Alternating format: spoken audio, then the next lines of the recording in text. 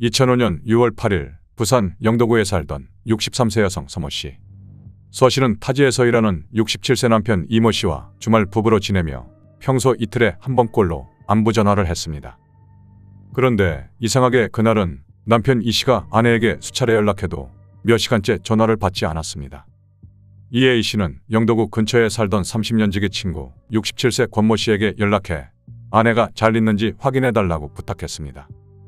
이 씨의 연락을 받은 권 씨는 곧장 서 씨의 집으로 찾아가 문을 두드려 봤지만 아무런 인기척이 없었습니다. 아내의 연락을 하염없이 기다리던 이 씨는 자신의 집 1층에 살고 있던 중국집 사장에게도 전화를 걸어 아내가 집에 있는지 확인해 달라고 부탁했습니다. 중국집 사장은 가게 안쪽에 연결된 통로를 통해 서 씨의 집으로 올라갔고 그곳에서 참혹한 현장을 목격하고는 비명을 지르고 맙니다. 바로 서 씨가 온몸이 피투성이가 된 채 바닥에 쓰러져 있었기 때문이었습니다. 서 씨는 이미 숨진 상태였고 몸에서는 칼에 찔린 상처가 무려 24군데나 발견됐습니다. 도대체 아내 서 씨에겐 무슨 일이 있었던 걸까?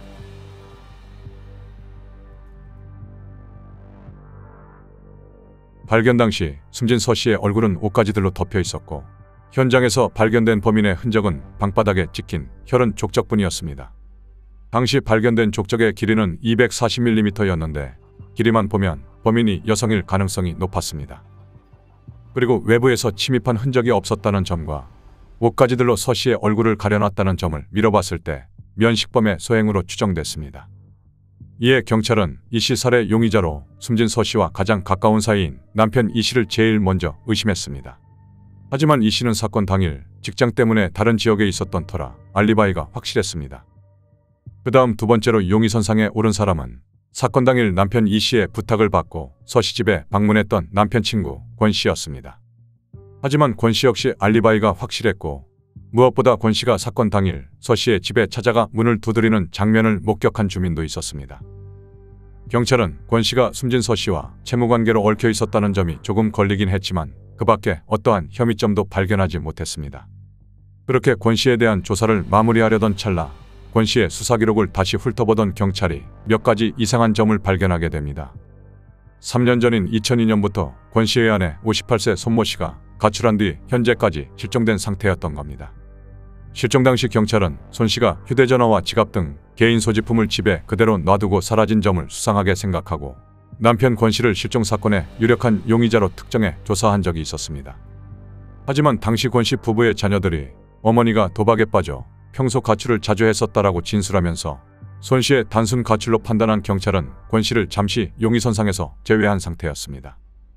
여기에다 당시 권 씨는 빚 때문에 형편이 좋지 않았는데 그런 상황에서도 실종된 아내 앞으로 3년 동안 생명보험금 20만 원을 매달 납부하고 있었습니다. 실종 신고 후 5년 6개월이 지나면 법원으로부터 실종 선고를 받을 수 있는데 이를 보험회사에 제출하면 실종보험금 4천만 원 가량을 수령할 수 있었습니다. 살인사건의 용의자로 수사 중에 금융계좌를 추적을 했는데 가출했다는 처의 명의로 보험이 4개 들어있었습니다. 그리고 무엇보다 수상한 점은 권 씨가 해당 보험사에 생명보험금 수령과 관련된 상담을 한 기록이 남아 있었던 것이었습니다. 가출이나 실종자의 보험금을 수령하는 방법을 알아본 겁니다. 실종된 아내 앞으로 3년 동안 보험금을 납부한 것은 물론 보험금 수령에 대해 상담까지 받은 점은 경찰의 의심을 사기에 충분했습니다. 이에 따라 경찰은 수사 방향을 서 씨 살해 사건에서 권 씨 아내 실종 사건으로 전환했고 권 씨를 소환해 집중조사에 나섰습니다. 권 씨는 아내의 실종과 본인은 관련이 없다며 크게 반발했습니다. 하지만 실종된 아내 앞으로 납부된 보험금 입금 내역을 보여주며 경찰이 끈질기게 추궁하자 결국 집에 아내가 있다며 모든 것을 자백하기 시작했습니다. 권 씨가 밝힌 사건의 전말은 이러했습니다. 2002년 10월 28일 권 씨는 도박 문제로 아내 손 씨와 심하게 다투게 됩니다. 그러던 중 순간 감정이 격해진 권 씨는 결국 화를 주체하지 못하고 아내의 목을 졸라 살해하고 맙니다.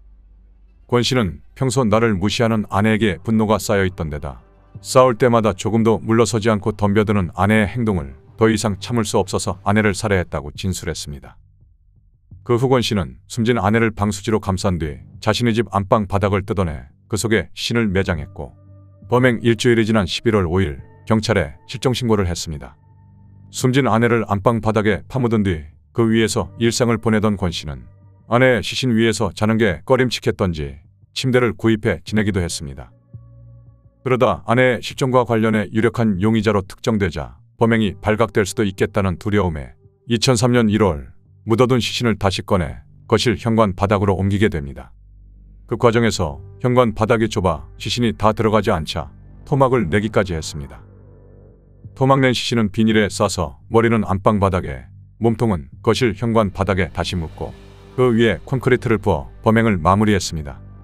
권 씨는 목수 경력이 30년 이상이었던 터라 별 어려움 없이 손쉽게 시신을 매장할 수 있었습니다.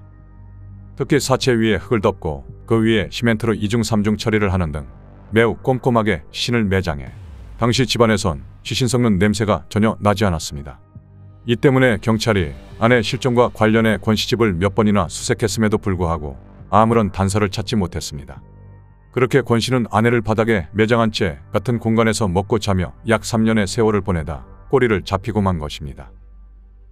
권 씨의 자백으로 권 씨의 아내 실종 사건은 해결됐지만 경찰은 이제 서 씨 살해 사건의 범인이 누군지 밝혀내야만 했습니다.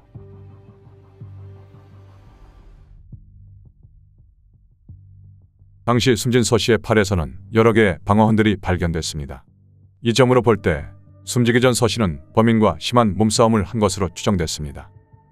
특히 부검 결과 서 씨의 손톱 밑에서 타인의 피부 조직이 발견됐는데 서 씨가 격렬하게 저항하면서 뜯겨진 범인의 피부로 추정됐습니다. 이에 유력한 용의자로 권 씨를 특정하고 있었던 경찰은 국과수의 해당 피부 조직과 권 씨의 DNA 대조를 의뢰했습니다. 그리고 며칠 뒤 국과수로부터 서 씨 손톱 밑에서 채취한 피부 조직과 권 씨의 DNA가 일치한다는 결과를 통보받았습니다.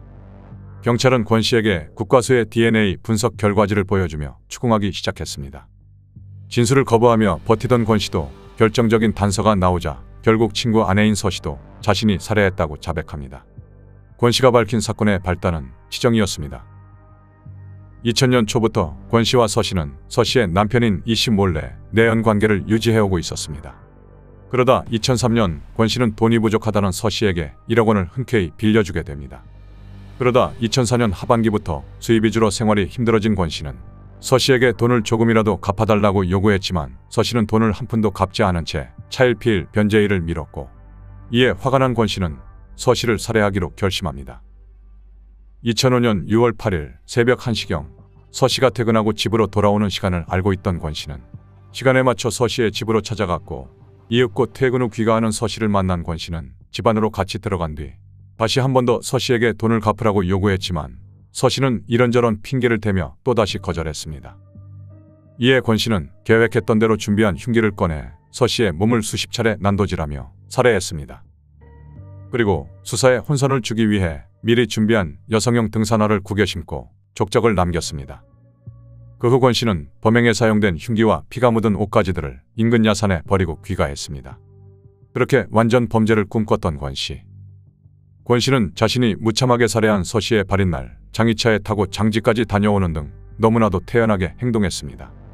하지만 아내 손 씨에 이어 내연녀 서 씨까지 살해하게 되면서 두 건의 살해 사실이 모두 세상 밖으로 드러나게 됐습니다. 권 씨는 무려 2명을 살해하고 토막 내 안매장하는 등 엽기적인 범행을 저질렀지만 재판부는 권 씨에게 최종 징역 15년을 선고했습니다. 살인사건 현장에서 피해자의 얼굴을 가려놓은 경우가 있는데 이러한 경우는 주로 살해당한 피해자의 얼굴을 마주하는 것을 꺼리는 면식범들에게서 주로 나타나는 현상입니다. 그렇지만 수사에 혼선을 주기 위해 조작할 가능성도 있기 때문에 이를 일반화할 수는 없겠습니다. 우선 면식관계인 주변인에 대한 수사부터 시작하게 되는데요. 남편의 경우 범죄 발생 시간에 범행 현장에 존재하는 것이 불가능한 일명 절대적 알리바이가 존재하였기 때문에 수사선상에서 제외할 수 있었습니다. 그리고 또 다른 주변인인 남편 친구의 경우 역시 알리바이를 주장하였으나 이 절대성을 갖추지는 못한 것으로 보입니다. 이 사건의 해결은 실종 아내에 대한 시신이나 그 어떤 물적 증거가 없는 상황에서 이 심리적으로 약한 고리를 파고들어 질문을 해 나간 이 노련한 수사관의 역량이 돋보였습니다.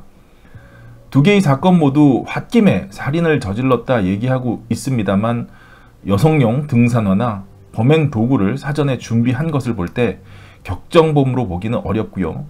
본인의 책임을 경감하려는 피고인의 변명에 불과하다 할 수 있겠습니다. 60대가 벌인 두 건의 엽기적인 살인사건. 한순간의 감정과 돈 때문에 한때 사랑했던 두 여인을 모두 살해한 권 씨는 형기를 마치고 다시 사회로 복귀해 우리 주변 어딘가에 살고 있습니다. 지은 죄를 뉘우치고 평생 속죄하며 살기 바랍니다.